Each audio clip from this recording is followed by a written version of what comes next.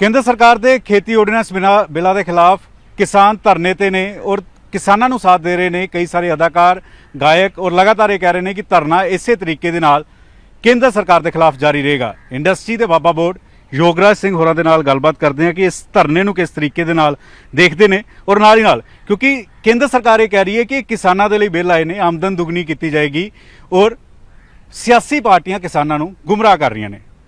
योगराज जी बहुत बहुत न्यूज़ 18 ते तुहाडा स्वागत है। योगराज सिंह सपुत्र शहीद बाबा दीप सिंह जी की फतेह सारे कबूल करियो।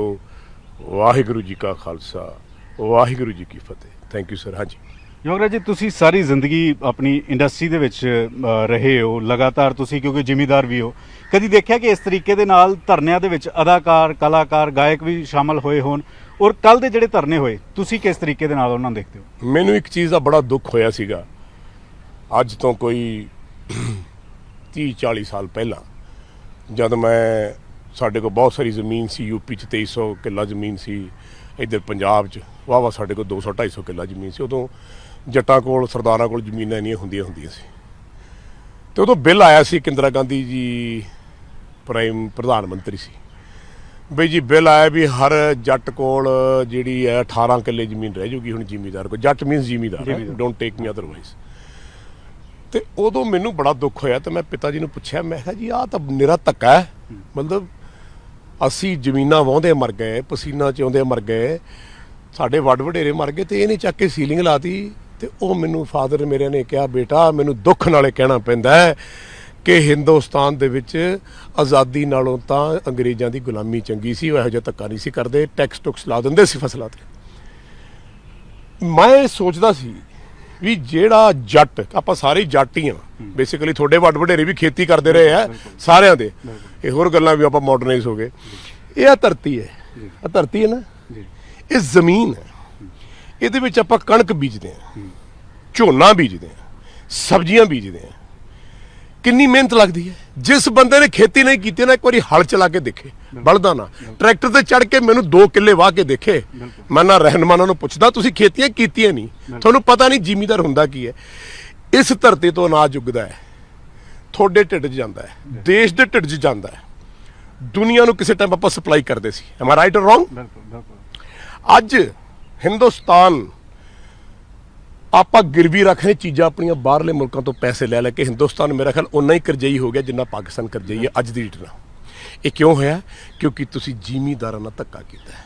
याद रखना मैं तुहानूं लिख के दे देना फकीर दी बुलंद आवाज़ मैं रब दी आवाज़ है मेरे गुरु घर दी आवाज़ है बाबा दीप सिंह जी दी आवाज़ है शहीदां दी आवाज़ है पीरां पैगंबरां दी आवाज़ है। जिस जिस आदमी ने इस धरती नाल मात पवन गुरु पानी पिता माता धरत महत इस धरती नाल इस धरती दे ਜਿਹੜੇ हल चलाउण वाले लोग बीजण वाले लोग खुराक देने वाले लोगों नाल धक्का कीता इस धरती नाल धक्का कीता उन्हां दे वंश खत्म हो गए। ये हिस्टरी है।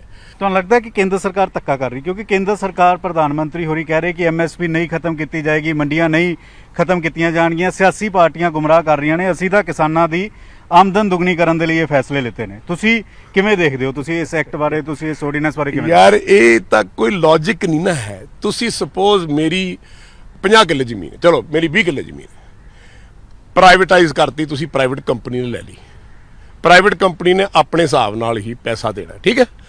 कल नूं प्राइवेट कंपनी ने उस जमीन उत्ते बैंक तो लोन ले लिया लोन ना उतरिया तो कंपनी छड्ड के चली गई तो मर कौन गया? जिमीदार। कल नूं फसल जिमीदार के रेट के हिसाब नाल ना चक्की गई कौन मर गया? जिमीदार मर गया।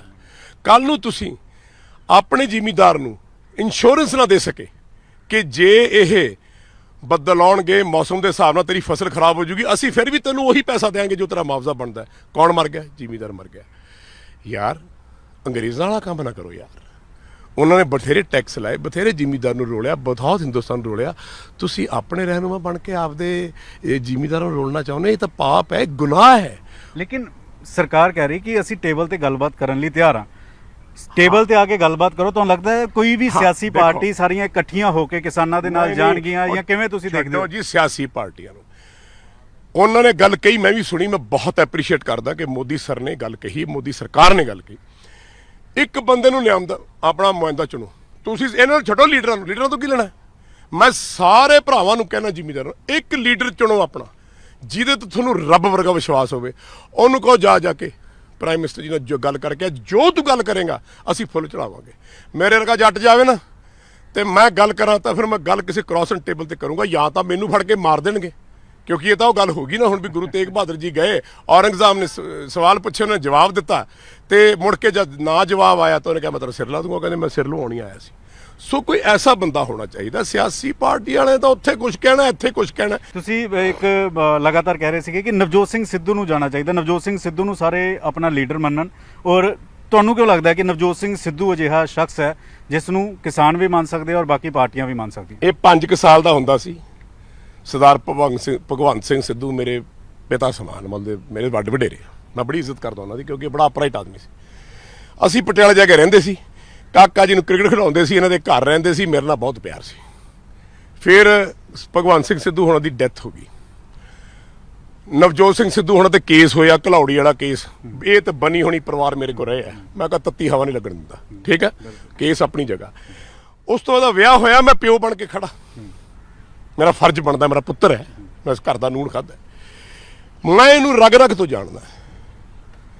ਇਹ ਦਿਲ ਦਾ ਹੀਰਾ ਆਦਮੀ ਹੈ। ਦੇਖੋ ਮੈਨੂੰ ਹੁਣ ਤੱਕ ਉਹੀ ਛਵੀ ਹੈ, ਬਾਕੀ ਰੱਬ ਜਾਣਦਾ, ਤੁਸੀਂ ਸਾਰੇ ਜਾਣਦੇ ਹੋ ਭਾਈ ਕੀ ਹੈ ਕੀ ਨਹੀਂ, ਕੀ ਅਸਲ ਹੈ। ਹਾਲਾਂਕਿ ਮੇਰੀ ਕਈ ਸਾਲਾਂ ਤੋਂ ਕੋਈ ਗੱਲ ਨਹੀਂ ਹੋਈ ਤੇ ਮੈਨੂੰ ਵੀ ਜੋ ਨਾ ਬੁਲਾਵੇ ਨਾ, ਮੈਂ ਪ੍ਰਭਾਵ ਨਹੀਂ ਕਰਦਾ। ਮੈਂ ਤਾਂ ਜੇ ਮੈਨੂੰ 10 ਵਾਰੀ ਕੋਈ ਬੁਲਾਏ ਤਾਂ ਮੈਂ ਬੋਲਦਾ।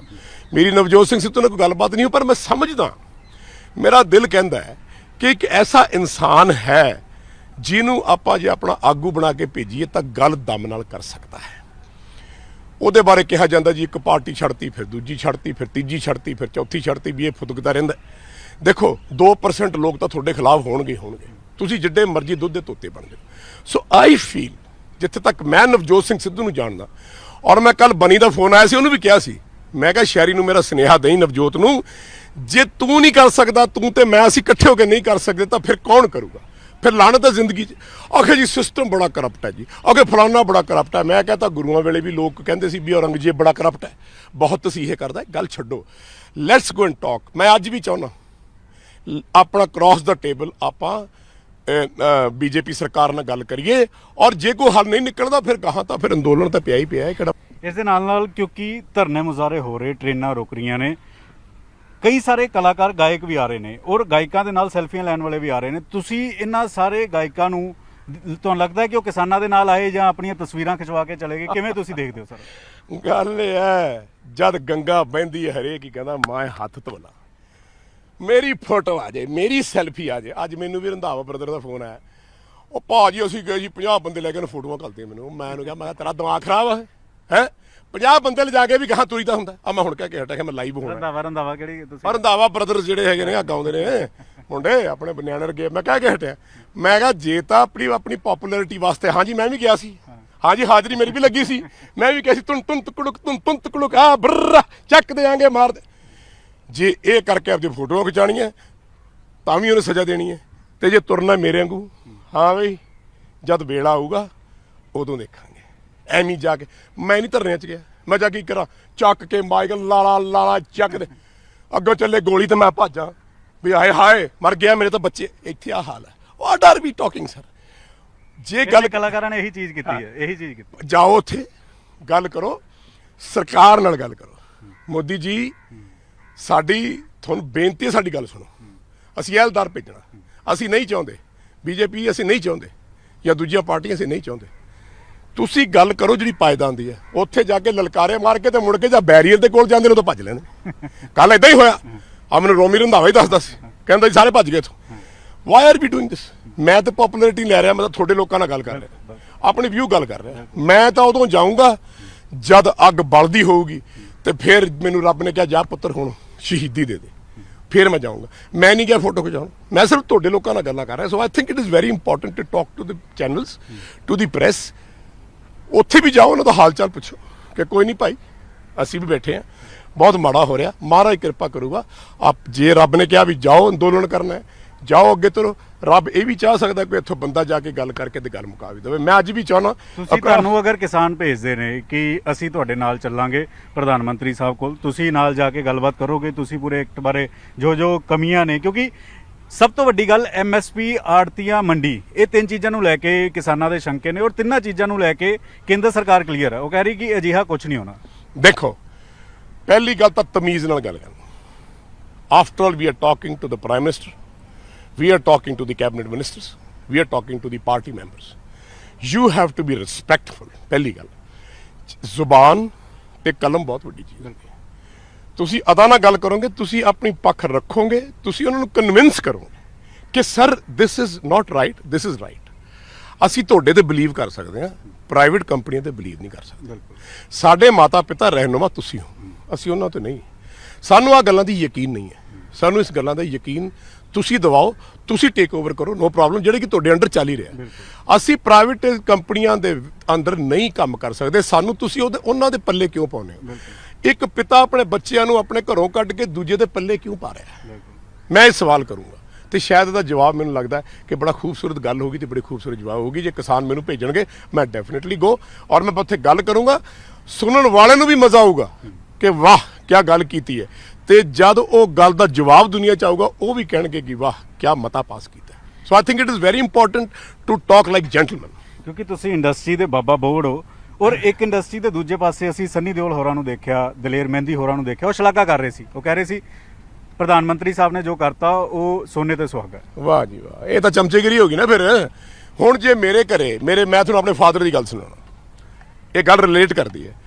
ਮੈਂ ਆਪਣੇ ਫਾਦਰ ਨੂੰ ਕਿਹਾ ਜੀ ਆ 20,000 ਰੁਪਇਆ ਤੁਸੀਂ ਕੈਸ਼ ਲਓ, ਤੁਸੀਂ ਪੈਟਰੋਲ ਪੰਪ ਤੋਂ ਕ੍ਰੈਡਿਟ ਨਹੀਂ ਪਾਉਣਾ। ਮੈਨੂੰ ਕਹਿਣ ਲੱਗੇ ਮੈਂ ਲਾਇਆ, ਮੇਰੀ ਚੀਜ਼ ਆ, ਤੂੰ ਕੌਣ ਹੈ, ਫਲਾਣਾ ਇਹ ਉਹ। ਮੈਂ ਕਿਹਾ ਜੀ ਗਲਤੀ ਹੋ ਗਈ ਜੀ, ਆ ਚੱਕੋ ਚਾਬੀਆਂ, ਆਪਾਂ ਚੱਲੇ। ਐਟਲੀਸਟ ਮੈਂ ਆਪਣੇ ਫਾਦਰ ਨੇ ਮੈਨੂੰ ਬਾਅਦ ਚ ਬੁਲਾ ਕੇ ਕਿਹਾ ਨਹੀਂ ਯਾਰ ਤੂੰ ਠੀਕ ਕਹਿ ਰਿਹਾ, ਕ੍ਰੈਡਿਟ ਤੇ ਬੰਦਾ ਧੋਖਾ ਖਾਂਦਾ, ਮੈਂ ਸ਼ਾਇਦ ਇਹੀ ਧੋਖਾ ਖਾਂਦਾ ਰਿਹਾ, ਤੇ ਯੂ ਟੇਕ ਓਵਰ ਚਾਰਜ। ਮੈਂ ਆਪਣੇ ਫਾਦਰ ਨੂੰ ਕਿਹਾ ਨਾ ਤੁਸੀਂ ਗਲਤ ਹੋ, ਹੈ ਨਾ।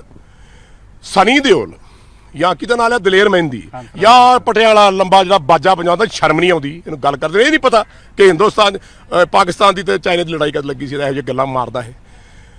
ਇਹ ਯੈਸ ਮੈਨ ਇਕੱਠੇ ਕੀਤੇ। ਇਹਨਾਂ ਨੂੰ ਕਹਿਣਾ ਚਾਹੀਦਾ ਹੈ ਕਿ ਦੇਖੋ ਸਰ, ਅਸੀਂ ਤੁਹਾਡੇ ਨੁਮਾਇੰਦੇ ਹਾਂ, ਤੁਸੀਂ ਸਾਨੂੰ ਟਿਕਟ ਦੇ ਕੇ ਐਮਪੀ ਜਿਤਾ ਕੇ ਲਿਆਂਦਾ, ਪਰ ਆਹ ਜਿਹੜਾ ਕੰਮ ਹੋ ਰਿਹਾ ਨਾ, ਇਹਦੇ ਤੇ ਆਪਾਂ ਨੂੰ ਗੌਰ ਕਰਨਾ ਚਾਹੀਦਾ। ਐ ਨਾ ਕਰੋ। ਇਹ ਕਹਿ ਸਕਦੇ ਨਾ, ਬਿਲਕੁਲ ਕਹਿ ਸਕਦੇ। ਇਹਨਾਂ ਨੂੰ ਕੋਈ ਕੱਢਣ ਲੱਗਿਆ, ਕੋਈ ਗੋਲੀ ਨਹੀਂ ਮਾਰ ਦੂਗਾ, ਕਿਉਂ ਨਹੀਂ ਕਹਿੰਦੇ? ਕਿਉਂਕਿ ਮੈਂ ਦੱਸਦਾ, ਕਿਉਂਕਿ ਗੱਦਾਰੀ ਪੰਜਾਬ ਦੀ ਧਰਤੀ ਦੇ ਵਿੱਚ ਵੜੀ ਹੋਈ ਹੈ। ਇਹ ਗੱਦਾਰ ਨੇ, ਗੱਦਾਰ ਇਸ ਕਰਕੇ ਨੇ, ਜਦ ਉਹਨੇ ਆਪਣੇ ਬਾਬਾ ਬੰਦਾ ਸਿੰਘ ਬਹਾਦਰ ਨੇ ਅਟੈਕ ਕੀਤਾ ਤੇ ਲਾਹੌਰ ਤੇ ਅਟੈਕ ਕਰਨ ਲੱਗਿਆ, ਸਾਹਮਣੇ ਕੌਣ ਖੜਾ? ਬਾਬਾ ਬੋਤਾ ਸਿੰਘ। ਸਾਰੇ ਸਿੱਖ ਖੜੇ, ਉਹ ਜਿਹੜੇ ਗੁਰੂ ਸਾਹਿਬ ਨੇ ਨਾਲ ਭੇਜੇ ਸੀ, ਮੁਗਲਾਂ ਦੇ ਨਾਲ ਰਲ ਕੇ ਖੜੇ। ਤੇ ਬੰਦਾ ਸਿੰਘ ਬਹਾਦਰ ਘੋੜੇ ਤੇ ਚੜਿਆ, ਕਹਿੰਦਾ मेरा हौसला पस्त नहीं हुआ, आग आज भी मेरे सीने पे जलती है, मुझे पराए शोलों का खौफ नहीं, डर इस बात का है कहीं मेरे बागों के फूलों पे आई बहार इस चमन को जला न दे। और मैं लड़ा तो किहदे नाल लड़ा? इन्हां नाल लड़ा ਜਿਹੜੇ ਮੇਰੇ ਆਪ ਦੇ ਨੇ, ਜਿਹੜੇ ਗੁਰੂਆਂ ਨੇ ਥਾਪੜੇ ਦੇ ਕੇ ਭੇਜੇ ਨੇ, ਅੱਜ ਇਹ ਮੇਰੇ ਖਿਲਾਫ ਖੜੇ ਆ। ਉਹ ਵਾਪਸ ਮੁੜ ਗਿਆ, ਉਹਨਾਂ ਨੇ ਫੜਵਾ ਕੇ ਤੇ ਬੰਦਾ ਸਿੰਘ ਬਹਾਦਰ ਮਰਵਾਤਾ। ਗੱਦਾਰੀ ਹੈ ਨਾ ਬਹੁਤ ਵੱਡੀ। ਤੁਸੀਂ ਜਾ ਕੇ ਤੁਸੀਂ ਪਾਰਲੀਮੈਂਟ 'ਚ ਜਾ ਕੇ ਇਹ ਗੱਲ ਕਹਿ ਸਕਦੇ ਹੋ, ਪ੍ਰੈਸ ਨੂੰ ਕਹਿ ਸਕਦੇ ਹੋ ਕਿ ਅਸੀਂ ਮੋਦੀ ਜੀ ਨੂੰ ਰਿਕੁਐਸਟ ਕੀਤੀ ਹੈ ਕਿ ਸਰ ਇਸ ਬਿੱਲ ਤੇ ਦੁਬਾਰਾ ਗੌਰ ਕੀਤੀ ਜਾਏ। ਇੰਨੀ ਗੱਲ ਤਾਂ ਕਰ ਸਕਦੇ ਹੋ। ਲੇਕਿਨ ਤੁਸੀਂ ਸੰਨੀ ਦਿਓਲ ਹੋਰਾਂ ਨੂੰ, ਹੰਸਰਾਜ ਹੰਸਰ ਹੋਰਾਂ ਨੂੰ ਤੁਸੀਂ ਗੱਲਬਾਤ ਕਰੋ। ਤੁਸੀਂ ਗੱਦਾਰ ਕਹਿ ਰਹੇ ਹੋ, ਗੱਦਾਰ ਤੁਹਾਨੂੰ ਲੱਗਦਾ ਹੈ ਕਿ ਮੈਂ ਅਜੇ ਬੰਦਿਆਂ ਨਾਲ ਗੱਲ ਕਰਕੇ ਰਾਜੀ ਨਹੀਂ ਜੀ। ਜਿਹੜੇ ਬੰਦੇ ਸਨੀ ਦਿਓਲ ਦੇ ਫਾਦਰ, ਮੈਂ ਉਹਨਾਂ ਦੀ ਬਹੁਤ ਪਿਆਰ ਤੇ ਇੱਜ਼ਤ ਕਰਦਾ। ਧਰਮਿੰਦਰ ਡਾਂਗੋ ਪਿੰਡ ਕਨੇਚ ਉਹਨਾਂ ਦੇ ਦਾਦੇ ਪੜਾਉਂਦੇ ਰਹੇ। ਸਨੀ ਇੱਥੇ ਪੈਦਾ ਹੋਇਆ, ਉੱਥੇ ਹੁਣ ਚਲਾ ਗਿਆ ਪਾਰਲੀਮੈਂਟ 'ਚ, ਠੀਕ ਹੈ। ਕੀ ਉਹਦਾ ਹੱਕ ਨਹੀਂ ਬਣਦਾ ਆਪਣੀ ਧਰਤੀ ਦੀ ਗੱਲ ਕਰਨ ਦਾ? ਹੰਸਰਾਜ ਹੰਸ ਇੱਥੇ ਦੇ ਮੈਚ ਸ਼ੋਅ ਕਰਾਏ ਟੈਗੋਰ ਥੀਏਟਰ 'ਚ, ਤੈਨੂੰ ਪੁੱਛਦਾ ਕੋਈ ਨਹੀਂ ਸੀ। ਨਾਲ ਸੰਧੂ ਸੀ ਮੇਰੇ, ਸ਼ਮਸ਼ੇਰ ਸੰਧੂ। ਅੱਜ ਇਹ ਬਹੁਤ ਵੱਡਾ ਬਣ ਗਿਆ ਪਾਰਲੀਮੈਂਟ 'ਚ ਲੈ ਕੇ, ਇਹਦਾ ਫਰਜ਼ ਨਹੀਂ ਬਣਦਾ, ਦਲੇਰ ਮਹਿੰਦੀ ਦਾ ਫਰਜ਼ ਨਹੀਂ ਬਣਦਾ। ਲੇਕਿਨ ਉਹ ਤਾਂ ਤਾਰੀਫ ਕਰ ਰਹੇ ਹੋ, ਕਹਿ ਰਹੇ ਕਿ ਬਹੁਤ ਵਧੀਆ ਬਿੱਲ ਹੈ, ਇਸ ਦਾ ਕਿਸਾਨਾਂ ਨੂੰ ਫਾਇਦਾ ਹੋਏਗਾ। ਪ੍ਰਧਾਨ ਮੰਤਰੀ ਸਾਹਿਬ ਨੇ ਦਲੇਰ ਮਹਿੰਦੀ ਖੇਤੀ ਕਰਦਾ, ਨਾ ਹੰਸਰਾਜ ਖੇਤੀ ਕਰਦਾ, ਨਾ ਸਨੀ ਦਿਓਲ ਖੇਤੀ ਕਰਦਾ, ਤੇ ਨਾ ਪ੍ਰਧਾਨ ਨੇ ਵੀਡੀਓ ਪਾਈ, ਉਹ ਕਹਿੰਦਾ ਕਿ ਮੈਂ ਖੇਤੀ ਕਰਦਾ। ਮੈਂ ਦੇਖਿਆ ਰੋਜ਼ ਹਲ ਜੁੜਿਆ ਹੁੰਦਾ, ਰੋਜ਼ ਹੀ ਕਣਕ ਬੀਜਦਾ ਕਿ ਇਹਦੇ ਤਾਂ ਜ਼ਮੀਨ ਤੋਂ ਜਾਂਦੇ ਨੇ ਚੌਲ, ਅਮਰੀਕਾ 'ਚ ਮਾਰਦਾ ਗੱਲਾਂ। ਇਹਨੇ ਖੇਤੀ ਕੀਤੀ, ਉਹਨੂੰ ਪਤਾ ਹੁੰਦਾ ਖੇਤੀ ਦਰਦ ਕੀ ਹੁੰਦਾ। ਖੇਤੀ ਠੇਕੇ ਤੇ ਦੇਣੀ ਹੋਰ ਗੱਲ ਹੈ। ਠੇਕੇ ਤੇ ਦੇਤੀ ਜ਼ਮੀਨਾਂ, ਜਿਸ ਜੱਟ ਨੇ ਸਿਆੜ ਵਾਇਆ ਹੋਵੇ ਨਾ 1 ਕਿੱਲਾ ਬਲਦਾਂ ਨਾਲ, ਉਹ ਮੇਰੇ ਨੂੰ ਪਤਾ ਲੱਗਦਾ ਤਾਂ ਸੇਕ ਕੀ ਹੁੰਦਾ। ਤਾਂ ਫਿਰ ਹੁਣ ਹੱਲ ਕੀ ਹੈ? ਹੱਲ ਤੁਸੀਂ ਕਹਿ ਰਹੇ ਹੋ ਟੇਬਲ ਟੋਕ ਹੱਲ ਹੈ, ਔਰ ਇਹ ਜਿਹੜੇ ਧਰਨੇ ਚੱਲ ਰਹੇ, ਜਿਹੜੀ तमाम ਸਿਆਸੀ ਪਾਰਟੀਆਂ ਕਰ ਰਹੀਆਂ ਨੇ, ਤੁਹਾਨੂੰ ਲੱਗਦਾ ਕਿ ਇਹ ਟੁੱਟਣ ਦਾ ਕੰਮ ਕਰੇਗਾ? ਕਿਉਂਕਿ ਤੁਸੀਂ ਕਿਹਾ ਕਿ ਜ਼ਿੰਦਗੀ 'ਚ ਕਦੀ ਇਸ ਤਰੀਕੇ ਦੇ ਧਰਨੇ ਨਹੀਂ ਦੇਖੇ, ਜਿੱਥੇ ਦੁਕਾਨਦਾਰ ਵੀ ਸੀ, ਜਿੱਥੇ ਯੂਥ ਵੀ ਸੀ, ਜਿੱਥੇ ਕਲਾਕਾਰ ਵੀ ਸੀ, ਹਰ ਵਰਗ ਪੰਜਾਬ ਦਾ ਸੀਗਾ। ਲੇਕਿਨ ਇੱਕ ਥਾਂ ਤੇ ਅਜਿਹੀ ਵੀ ਸੀਗੀ ਜਿੱਥੇ ਸਿਆਸੀ ਪਾਰਟੀਆਂ ਵਾਲੇ ਝੰਡੇ ਆਪਣੇ ਆਪਣੇ ਲੈ ਕੇ ਆਪਣੀ ਸਿਆਸਤ ਕਰ ਰਹੇ ਸੀ, ਤਾਂ ਦੂਜੇ ਪਾਸੇ ਕਲਾਕਾਰ ਆਪਣੇ ਪਾਸੇ ਜਿਹੜਾ ਵਾ ਫੋਟੋਆਂ ਖਿਚਾਉਣ ਦੇ ਲਈ ਜਾਂ ਆਪਣੇ ਆਪਣੇ ਗਾਣੇ ਸੁਣਾਉਂਦੇ ਹੋਏ ਨਜ਼ਰ ਆਏ ਸੀ। ਦੇਖੋ, ਜਦ ਵੀ ਕੋਈ ਗੱਲ, ਜਿਹੜਾ ਪ੍ਰਾਈਮ ਮਿਨਿਸਟਰ ਹੁੰਦਾ ਜਾਂ ਪ੍ਰੈਜ਼ੀਡੈਂਟ ਹੁੰਦਾ, ਉਹ ਦੇਸ਼ ਦਾ ਪਿਓ ਹੁੰਦਾ, ਮਾਤਾ ਪਿਤਾ। ਮੈਂ ਤਾਂ ਉਹਨਾਂ ਨੂੰ ਮਾਤਾ ਪਿਤਾ ਮੰਨਦਾ। ਉਸ ਪਿਤਾ ਨੂੰ ਪਤਾ ਹੋਣਾ ਚਾਹੀਦਾ ਹੈ, ਜੇ ਮੈਂ ਉਹਨਾਂ ਦੀ ਜਗ੍ਹਾ ਹੋਵਾਂ ਮੈਂ ਕੀ ਆਖਾਂ, ਅੱਛਾ ਬਈ ਤੁਸੀਂ ਸਾਰੇ ਦੇਸ਼ ਨੇ ਵਿਰੋਧ ਕੀਤਾ, ਕਿਉਂਕਿ ਸਾਰਾ ਦੇਸ਼ ਹੀ ਵਿਰੋਧ ਕਰ ਰਿਹਾ, ਸਾਰਾ ਦੇਸ਼ ਹੀ ਨਿਕਲਿਆ ਹੋਇਆ। ਤੁਹਾਨੂੰ ਨਹੀਂ ਪਸੰਦ, ਮੈਂ ਤਾਂ ਆਪਣੇ ਵੱਲੋਂ ਚੰਗਾ ਕੀਤਾ ਸੀ, ਅੱਗੇ ਪੁੱਤ ਮੇਰੇ ਤੁਹਾਨੂੰ ਨਹੀਂ ਪਸੰਦ, ਆ ਲਾਓ, ਉਹ ਜਾਂਦਾ ਜੇ ਬਿੱਲ। ਕੀ ਹੇਠੀ ਹੋ ਗਈ? ਮੋਦੀ ਸਾਹਿਬ ਦਾ ਕੱਦ ਹੋਰ ਉੱਚਾ ਹੋ ਜੂ, ਬੀਜੇਪੀ ਹੋਰ ਉੱਚੀ ਹੋ ਜੂ।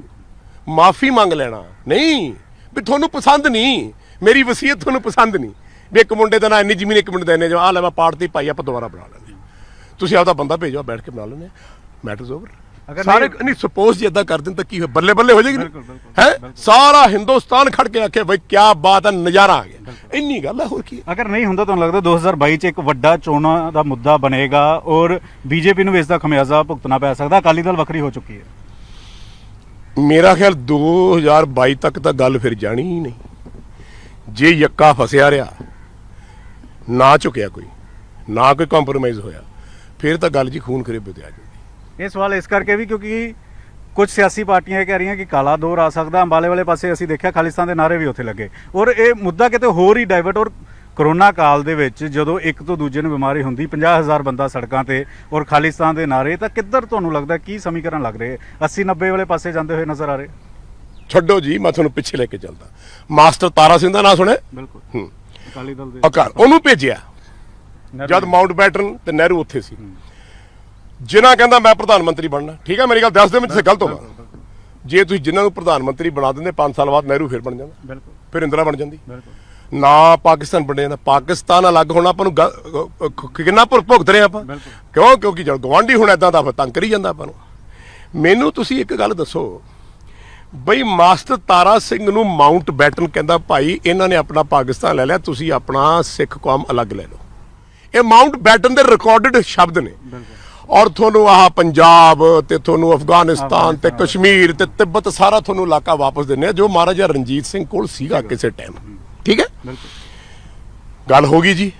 ਰਾਤ ਨੂੰ ਜੀ ਪੰਡਤ ਨਹਿਰੂ ਸਾਹਿਬ ਮਾਸਟਰ ਤਾਰਾ ਸਿੰਘ ਨੂੰ ਪਤਾ ਨਹੀਂ ਕਿਹੜਾ ਕੀ ਕਰਾਇਆ, ਕੀ ਨਹੀਂ। ਲੈ ਪੁੱਤ, ਤੂੰ ਤਾਂ ਸਾਡਾ ਭਾਈ ਐ, ਕਦੇ ਨੌਹਾਂ ਨਾਲੋਂ ਮਾਸ ਵੀ ਅਲੱਗ ਹੋਇਆ, ਆਪਾਂ ਤਾਂ ਇਕੱਠੇ ਜੀਆਂਗੇ, ਇਕੱਠੇ ਮਰਾਂਗੇ, ਸਾਡੇ ਚੋਂ ਤੁਸੀਂ ਜੰਮੇ ਹੋ, ਤੁਹਾਡੇ ਚ ਅਸੀਂ ਜੰਮੇ ਆ। ਮਾਸਟਰ ਤਾਰਾ ਸਿੰਘ ਜੀ ਉੱਥੇ ਜਾ ਕੇ ਸਾਈਨ ਕਰਿਆ, ਨਹੀਂ ਜੀ ਸਾਨੂੰ ਨਹੀਂ ਚਾਹੀਦਾ। ਮਾਊਂਟ ਬੈਟਨ ਨੇ ਕਿਹਾ ਕਿ ਇੱਕ ਦਿਨ ਪਛਤਾਓਗੇ, ਇਹੀ ਜੁੱਤੀਆਂ ਤੁਹਾਡੇ ਸਿਰ 'ਚ ਪੈਣਗੀਆਂ। ਤੇ ਰਿਕਾਰਡਡ ਲਫ਼ਜ਼ ਨੇ। ਤੇ ਤੁਸੀਂ ਅੱਜ ਗੱਲ ਕਰਦੇ ਹੋ, ਤੇ ਗੱਲ ਉਦੋਂ ਨਾ ਕੀਤੀ ਤੁਹਾਡੇ ਵੱਡ ਵਡੇਰਿਆਂ ਨੇ। ਆ ਜਿਹੜੇ ਕਹਿੰਦੇ ਕਹਿੰਦੇ ਇਹ ਸਿਰ 'ਚ ਸਵਾਹ ਪਤਾ ਕਿਉਂ ਪੈ ਰਹੀ ਹੈ? ਸਾਡੇ ਵੱਡ ਵਡੇਰਿਆਂ ਕਰਕੇ ਸਵਾਹ ਪੈ ਰਹੀ ਹੈ। ਅਦਰਵਾਈਜ਼ ਜੇ ਆਪਣੀ ਆਪਣੀ ਸਟੇਟ ਹੁੰਦੀ, ਹੁਣ ਅਮਰੀਕਾ ਹੈ, 52 ਸਟੇਟਾਂ ਨੇ 54 ਹੈ, ਤਾਂ ਅਲੱਗ-ਅਲੱਗ ਗਵਰਨਰ, ਲੇਕਿਨ ਹੈ ਤਾਂ ਦੇਸ਼ ਇਕੱਠਾ। ਤੇ ਜੇ ਤੁਸੀਂ ਇਹੀ ਕੁਛ ਕਰਨਾ ਸੀ, ਇਹ ਤਾਂ ਪਹਿਲਾਂ ਵੀ ਹੁੰਦਾ ਸੀ। ਆਹ ਮਹਾਰਾਜਾ, ਉਹ ਮਹਾਰਾਜਾ, ਆਹ ਰਾਜਾ, ਉਹ ਰਾਜਾ, ਤੇ ਤੁਸੀਂ ਇਕੱਠੇ ਕਰਕੇ ਇੱਕ ਹਿੰਦੁਸਤਾਨ ਬਣਾਇਆ। ਉਹਦੇ ਕਿੰਨੇ ਕੁ ਟੁਕੜੇ ਕਰਨੇ? ਕਸ਼ਮੀਰ ਅੱਡ ਹੋਣ ਨੂੰ ਫਿਰਦਾ, ਪਾਕਿਸਤਾਨ ਅੱਡ ਹੋ ਗਿਆ, ਤਿੱਬਤ ਤੁਹਾਡੇ ਕੋਲੋਂ ਚਲਾ ਗਿਆ। ਹੁਣ ਕੀ ਕੁਛ ਕਰਨਾ ਅੱਡ? ਕੀ ਕਰਾਂਗੇ? ਕੱਲ ਨੂੰ ਫਿਰ ਗੁਜਰਾਤ ਵੀ ਅੱਡ, ਮਹਾਰਾਸ਼ਟਰ ਵੀ ਅੱਡ, ਫਿਰ ਗੱਲ ਉੱਥੇ ਖੜ ਜੂਗੀ ਜਿਹੜੀ 2000 ਪਹਿਲਾਂ ਸਾਲ ਜਾ ਕੇ ਹਿੰਦੁਸਤਾਨ ਖੜਾ ਸੀ। ਯਾਰ ਕੁਛ ਤਾਂ ਕਰੋ, ਆਪਾਂ ਸਿਵਲਾਈਜ਼ ਤੇ ਪੜ੍ਹੇ ਲਿਖੇ ਬੰਦੇ ਆ, ਆਪਾਂ ਇਕੱਠੇ ਨਹੀਂ ਰਹਿ ਸਕਦੇ। ਸਭ ਈਗੋ ਪ੍ਰੋਬਲਮਸ ਨੇ, ਧਰਮਾਂ ਦੀਆਂ ਗੱਲਾਂ ਨੇ। ਆਪਾਂ ਨੂੰ ਪਤਾ ਹੈ ਵੀ ਇਹਨਾਂ ਨੇ ਧਰਮਾਂ ਪਿੱਛੇ ਲੜਨਾ, ਇਹਨਾਂ ਨੇ ਇਹਦੇ ਪਿੱਛੇ ਲੜਨਾ, ਲੜਾਈ ਤੁਰੀ ਜਾਂਦੇ, ਆਪਣੀਆਂ ਮੌਜਾਂ ਮਾਰਦੇ ਨੇ। ਲੇਕਿਨ ਟਾਈਮ ਆਉਂਦਾ ਜਦ ਕੁਦਰਤ ਕਹਿੰਦੀ ਨਹੀਂ, ਹੁਣ ਬਹੁਤ ਹੋ ਗਿਆ, ਹੁਣ ਕੁਛ ਨਾ ਕੁਛ ਕਰਨਾ ਪੈਣਾ। ਸੋ ਆਈ ਥਿੰਕ ਕੁਛ ਨਾ ਕੁਛ ਅਦਲ ਬਦਲ ਹੋਊਗੀ ਜ਼ਰੂਰ। ਨਿਊਜ਼ 18 ਨਾਲ ਗੱਲਬਾਤ ਕਰਨ ਲਈ ਧੰਨਵਾਦ। ਤਾਂ ਬਾਬਾ ਬੋਰਡ ਇੰਡਸਟਰੀ ਦੇ ਅਸੀਂ ਇਹਨਾਂ ਨਾਲ ਗੱਲਬਾਤ ਇਸ ਕਰਕੇ ਕੀਤੀ ਕਿਉਂਕਿ ਬੇਬਾਕੀ ਨਾਲ ਗੱਲਬਾਤ ਰੱਖਦੇ ਨੇ, ਔਰ ਬੇਬਾਕੀ ਨਾਲ ਗੱਲਬਾਤ ਰੱਖੀ ਵੀ। ਇੰਡਸਟਰੀ ਬਾਰੇ ਵੀ ਦੱਸਿਆ ਕਿ ਕਿਸ ਤਰੀਕੇ ਨਾਲ ਇੰਡਸਟਰੀ ਦੇ ਕਲਾਕਾਰ ਕਰ ਰਹੇ ਨੇ, ਸਿਆਸਤਦਾਨ ਆਪਣੀ ਸਿਆਸਤ ਕਰ ਰਹੇ ਨੇ, ਕਿਸਾਨ ਉੱਥੇ ਹੀ ਖੜਾ ਹੈ। ਔਰ ਯੋਗਰਾਜ ਹੋਰਾਂ ਨੇ ਕਿਹਾ ਕਿ ਅਗਰ ਕਿਸਾਨ ਕਹਿਣਗੇ ਤਾਂ ਉਹ ਪ੍ਰਧਾਨ ਮੰਤਰੀ ਕੋਲ ਚੱਲਣ ਲਈ ਤਿਆਰ ਨੇ, ਨਹੀਂ ਤਾਂ ਨਵਜੋਤ ਸਿੰਘ ਸਿੱਧੂ ਹੋਰੀ ਇੱਕ ਅਜਿਹੇ ਲੀਡਰ ਨੇ ਜੋ ਪ੍ਰਧਾਨ ਮੰਤਰੀ ਹੋਰਾਂ ਦੇ ਨਾਲ ਕਿਸਾਨਾਂ ਦੀ ਗੱਲਬਾਤ ਕਰ ਸਕਦੇ ਨੇ। ਔਰ ਇਹ ਮਸਲਾ ਧਰਨਿਆਂ ਨਾਲ ਨਹੀਂ, ਟੇਬਲ ਤੇ ਬੈਠ ਕੇ ਗੱਲਬਾਤ ਦੇ ਜ਼ਰੀਏ ਹੱਲ ਹੋ ਸਕਦਾ ਹੈ। ਕੈਮਰਾਮੈਨ ਜਿੰਦਰ ਦੇ ਨਾਲ ਪੰਕਜ ਕਪਾਈ, ਨਿਊਜ਼ 18